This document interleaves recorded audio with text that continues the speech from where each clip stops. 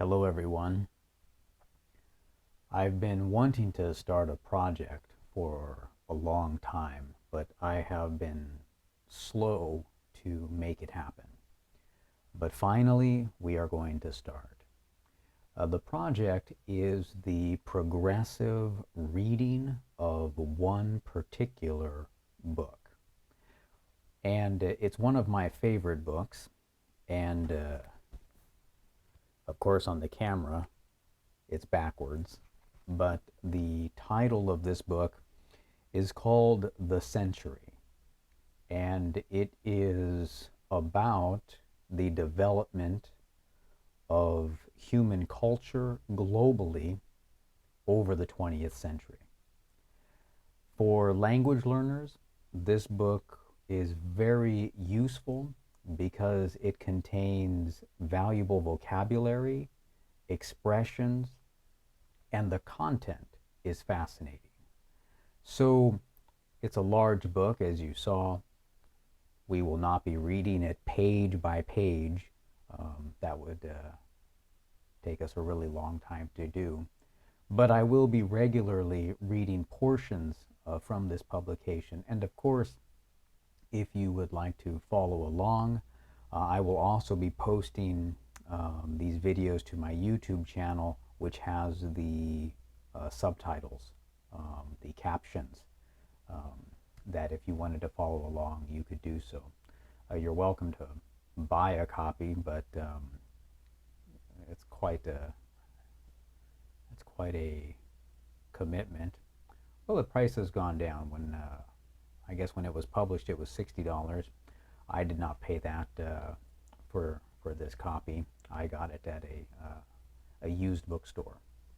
All right. Well, let's begin. The introduction is what we will start with today. Paragraph 1. This work is an examination of life in the 100-year period known as the 20th century, a time of grand success and equally grand failure, of ideas both great and evil, and of the great and evil men and women who sought to carry them out. It is a story of progress and regress, of hubris and humility, of man majestically asserting control over his destiny, and just as often shrinking from despair and confusion in the shadow of forces beyond him. When did the 20th century begin? One may argue, and many will, that the 20th century of history began not in 1901, but in 1870, when the age of invention started establishing the technological foundation for the society we live in today. Or, as others assert,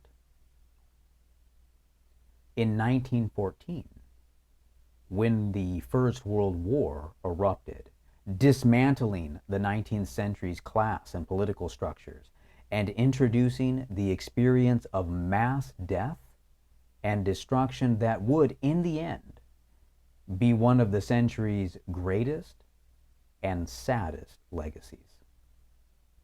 Or in 1917, when the Russian Revolution established the ideological competition that would define a bipolar world for 72 years.